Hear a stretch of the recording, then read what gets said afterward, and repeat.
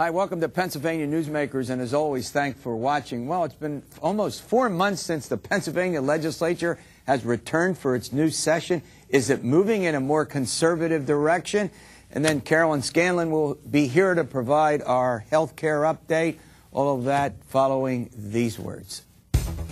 This is Pennsylvania Newsmakers, a fast-paced, unrehearsed weekly discussion with and about the leaders who shape your world.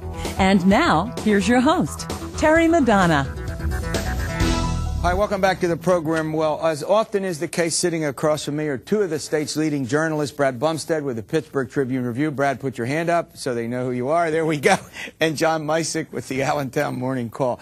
All right, 4 months into this session, let's talk a little bit about whether the legislature is moving in a more conservative direction. 112 Republicans, 91 Democrats in the House, 30 Republicans in the Senate, 20 Democrats in the House. We've got a ton of things here, John and Brad. Birther legislation, abortion control regulation, sprinkler mandate, Castle Doctrine, welfare reform. John, let me start with you. Pick one and answer my question. Well, more conservative or not? They certainly cannot be accused of squandering their mandate. That's true. You know, just the other week, Mike Turzai, the House Majority Leader, came out to the porch, as it's called, in front of the Lieutenant Governor's office and held this sort of rambling press conference about all the stuff that Republicans have done since taking the reins back in January.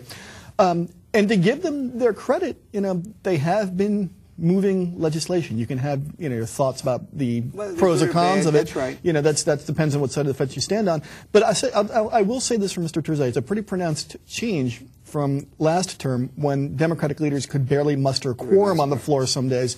They've pushed through a significant amount of bills. All right, let's talk. I want to go through a couple of them because now you've written a big piece on what we call the birther question, the birther movement, sort of emulating this notion that if you want to be on the ballot in Pennsylvania for the president, and I think goes further than that, vice president too, and vice president, you must be proof of citizenship. Talk about that piece of legislation. Not only of citizenship, but of natural-born citizenship. Well, yeah. And good point. It's a bill by Representative Darrell Metcalf, an ultra-conservative House Republican. He says he's not doing this in specific response to the controversy over President Obama's birth status, but in reaction to looking into this and finding there are no requirements for any kind of documentation for any candidate. To get on the ballot in Pennsylvania, right, to put a slate of electors on the ballot, which is essentially what we do, correct? Right.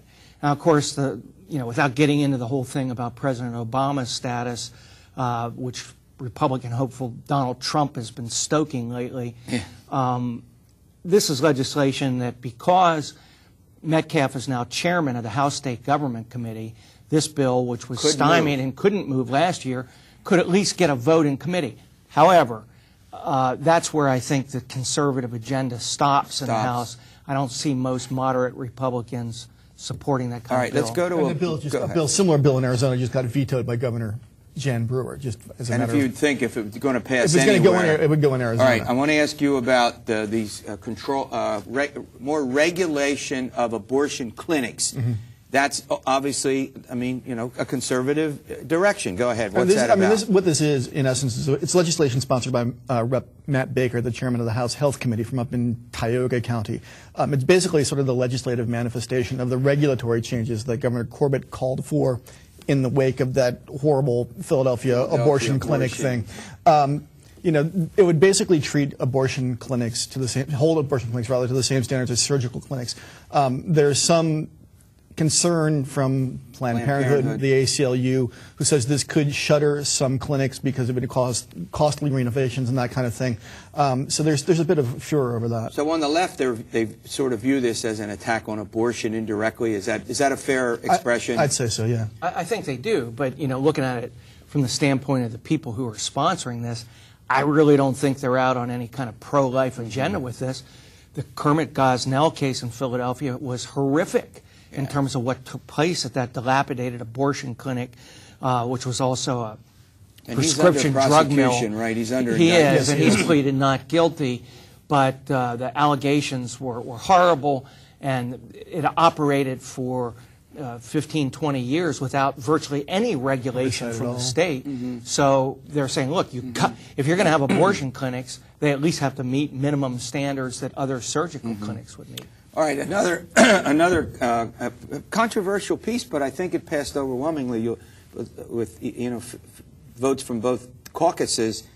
The Castle Doctrine. Explain that, John, and why is that a conservative move? I mean, I'm trying to frame it in this way because these are things that have come up in the past. These are, both of you would agree, right? Yes. These are not new, but they now have a head of steam, particularly in the House, and we'll get to in a moment whether you think they'll go anywhere over in the Senate. Yeah, I mean, this expands self-defense rights, and under current law, if you come under threat from a bad guy, you have to retreat first. Right. Before you can use deadly force. There has to be a reasonable expectation of retreat. The Castle Doctrine, in essence, sort of lifts that requirement. It removes this requirement to retreat, and you can defend yourself outside the home. If you're like in your car at the park, on the street, or whatever, you can use deadly force to defend yourself. All right, we're going to a break. We'll come back. I want to continue with this, and we'll get to welfare reform in some Pennsylvania, moving in a more conservative direction. That and more following these words. This broadcast of Pennsylvania Newsmakers is presented by the Pennsylvania Chamber of Business and Industry, the statewide voice of business, and by the Pennsylvania Cyber Charter School, bringing educational innovation and freedom to the children of Pennsylvania.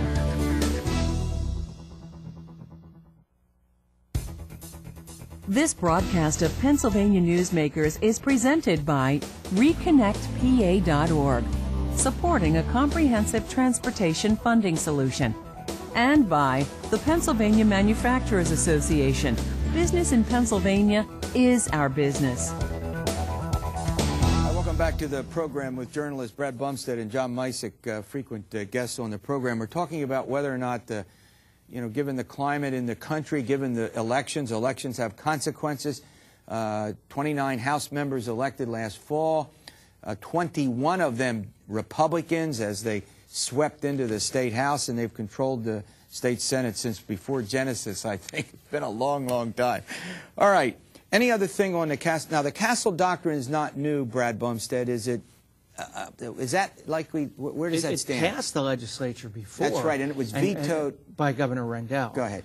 But knowing that Tom Corbett has said that he would support conceptually the Castle Doctrine, they are now full steam ahead to pass this. The House has passed a bill, the Senate has passed a bill, but they're identical bills. Yeah.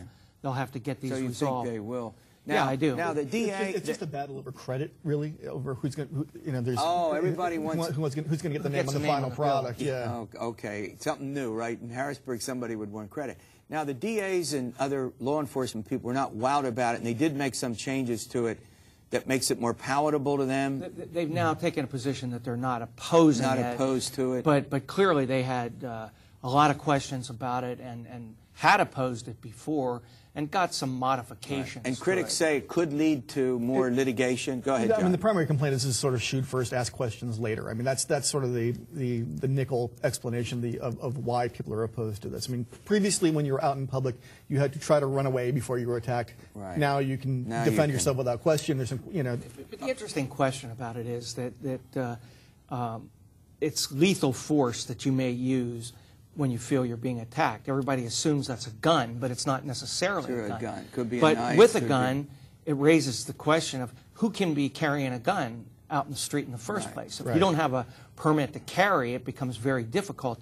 We are an open carry state, and you could conceivably walk down the street with a gun, but it better not be concealed, and you better not get in a car with it. And it seems to be a narrow application, is what I'm trying to say. All right, one other consideration has to do with sprinklers in new construction of homes, and the building folks have really been vigorously supporting this because they say it raises the prices. Do I got this right so far? Raises the price of a house, and in this market, tough to do. But now that's passed, and it's on its way for the governor's It's on the governor's desk. On the governor's desk. Is there anything in that bill that our folks should know about? Well, yeah, in addition to repealing the mandate for fire sprinklers on new homes, single and duplex, they create a new standard that makes it more difficult for the state to adopt international codes. Oh yeah, if I get this right, this is these codes that some conservatives have been opposed to because they don't want to agree to anything that's not American-born, American law in the Pennsylvania constitutions. Do I have that about right? Yeah, I mean, it gives the state sort of broader latitude to ignore some of these mandates coming down from these regulatory bodies. All right, let's go to the fundamental question. And do both of you think? And again, we're not getting into whether it's right or whether it's wrong. It's just an observation. Is this a more conservative legislature? Brad, I'll start with you, and then we'll ask John. Do you think it is a far more conservative House? House. Yes. The Senate, I don't believe, is more conservative than it was. I think it's moderately conservative. And the makeup of the Senate hasn't changed that much in terms of the Republican majority. But all of a sudden now, instead of Todd Eachus et al. These are former Democratic leaders in the House. Running the House, you've got Mike Terzai, a Republican majority leader who's very conservative, Sam Smith. Right. So that's the big change with a Republican governor. Do you see the Senate as primarily the check on the House as it moves this agenda? That's always been the sort of the traditional viewpoint that the Senate is kind of the bulwark against the excesses of the House, because the House because it's larger, it's inherently more partisan body. Right. The Senate is supposed to be more deliberative. The one thing that's interesting is that the complexion of the House has changed as well. I mean, it used to be that you had this sort of like significant block of southeastern Republicans who are who are more moderate. There are still a lot of those, but there's way more sort of rural western conservatives now who are from. It's a different culture.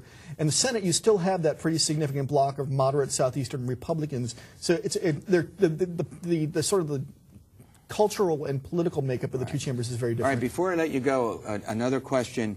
You all you pay closely attention to the huge budget debate that's going on in this state, the $4.2 billion deficit, the controversies over various aspects, particularly the education part of it, and health care. I'll talk to Carolyn Scanlan in a moment about that. Yes or no? Does this budget get done on time? I'm hearing by time, by June 30, the constitutional deadline? Yes, but you think it gets the idea done? that this budget gets done real early, like some people are predicting, May? I don't think so. End of May? Are we I don't into think June? so. Are we into middle, end of June? Yes. John Micek? Yeah, mid-June. Mid-June. And further controversies you would expect will unfold as they get into the amendments and all of that. This is going to be the budget. This is a tough deal, isn't it? The big issue is going to be Republicans want to stem the cuts in higher education by taking it out of welfare. That's going to be the big debate because it ain't easy, excuse the expression, to cut welfare spending because a lot of it is money that has to be spent for Medicaid. And a lot of that, I'm going to get into Carolyn Scanlan's coming up here. I'm going to talk to her about that. Great update, as always. Thanks for coming on. All right, there you have it. Education versus welfare, and Medicaid, is that the big battle coming up in the legislature? Carolyn Scanlan will weigh in on that and more after these words. This broadcast of Pennsylvania Newsmakers is brought to you by Pennsylvania Credit Union Association. Pennsylvania Credit Unions, where people are worth more than money. To find a credit union that is right for you, check out ibelong.org. And by the Energy Association of Pennsylvania, Pennsylvania's energy information source. This broadcast of Pennsylvania Newsmakers is presented by the State System of Higher Education. 14 state-owned universities. The state system is the largest provider of higher education in Pennsylvania. And by the Hospital and Health System Association of Pennsylvania, working towards a healthy Pennsylvania. Hi, welcome back to the program. Well, as often is the case, Carolyn Scanlan joins me. She's the president and CEO of the Hospital and Health System Association. She's one of the experts we bring in from time to time to help us get through all the conundrum and all the problems. All right, Carolyn, let's go. You heard this discussion. We've got this state budget.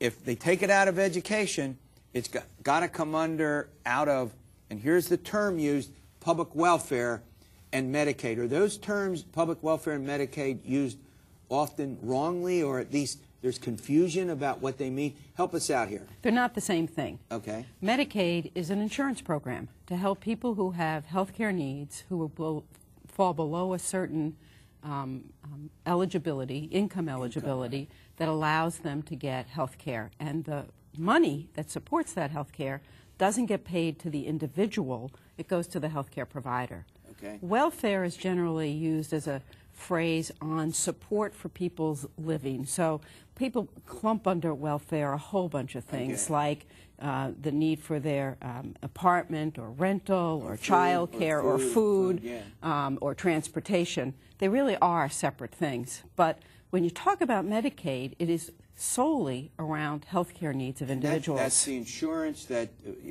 low-income folks get for the sake of this discussion. Yes, and they can use that money how? They don't. They don't get the money. I mean, they can use the coverage where? In all health care providers. So let me give you some statistics. Okay. 17% of all Pennsylvanians are covered by Medicaid. That's their health insurance. That's 2.2 million people in our state. Out of 12 million. Out of 12 million. Right. It covers 31% of children. So children's health care, their needs, are covered by a third by Medicaid. Almost half of the births in this state are now covered by Medicaid. Women whose income levels are such that Medicaid pays for their maternity and births. Okay, before you go on, let's stay on this children's aspect a minute. How does that relate to the S-chip? It is the S-chip. That's S-chip the S-chip. is a Medicaid program shared by both the already state helping and us out federal here. government. S-chip is a Medicaid program. 65% of all Pennsylvania elderly residents in nursing homes are covered by Medicaid. So what you're saying is that both demographics for senior citizens and for folks, young babies and kids, we're essentially talking about two huge demographics that get Medicaid. Go ahead. And people with disabilities, who have intellectual disabilities or physical disabilities. So if you think about in this state, 35% of that 2.2 million I talked about have disabilities. They're elderly or they have disabilities. They account for 74% of the amount of money that's spent in this state on Medicaid. So when you talk about the budget of the Department of Public Welfare, Medicaid is a big piece. Got it. But who that Medicaid program supports are kids, elderly, and people with disabilities. Now, we hear often that in this big battle that's going on, education's 35% of the state budget, and welfare or Medicaid combined is about 20%. Is that about right? That's about right. So it's a huge percentage of the budget. Now, let's go to the heart of this matter. If they take let's just say for the sake of this argument, $600 million, reduce the cuts by $600 million to education. Where do they find it? Well, is that why they're talking about public welfare, Medicaid? Because that's a big part, the other big part of the budget. The third big part of the budget is corrections. It's corrections. And, people are a little hesitant about cutting corrections. We don't want to do that. Some states have done that. Right. That's not a place that appears that we want to go. So you really do have a conundrum. For hospitals, Medicaid revenue that hospitals get, around 11 or 12% of their revenue. So it's a pretty significant number. So if you get into that direction, that means that hospitals, lose money, have to figure out other ways to make up for the revenue, and you still got the problem of supplying health care to people who just walk in the door and don't have coverage. Go ahead. Now, the governor's budget already proposes $333 million worth of cuts to hospital payment. I get it. So it's a big problem for us. One, we want to see that money restored. Right. And two, we don't want to see any further. God. Thank you. That's a lot more clarity than a lot of us have had on that. All right, we're going to run to a break. We'll come back. I want to talk about the economic impact that hospitals have on communities. We'll do that after we actually pay some bills. This broadcast of Pennsylvania Newsmakers is presented by Highmark Blue Shield, changing the way health plans work for business with a variety of plan options for employers and more choices for employees. Information is available at highmark.com. Have a greater hand in your company's health. And by the Pennsylvania Healthcare Association, the future of long-term care. Hi, welcome back. Carolyn Scanlan, one of the experts we call in from time to time, is helping us get through this explanation about Medicare and public welfare and has clarified a bunch of stuff. All right, let's talk a little bit about the economic impact that hospitals, particularly in small and rural communities, well, everywhere, but particularly in where they're, go ahead, you know where I'm heading with this. Go ahead. We released a report last week, and we do this every year to indicate the economic impact that hospitals have in this state. And our report this year indicates that hospitals provide $100 billion into the economy of the state. That's billion, and provide for 600,000 jobs, both directly and indirectly. It's a major employer in 55 out of 67 counties in the state. I would venture that if you talk with any of your listeners or watchers of the program, they either have a family member that works in a hospital or has a neighbor who works in a hospital.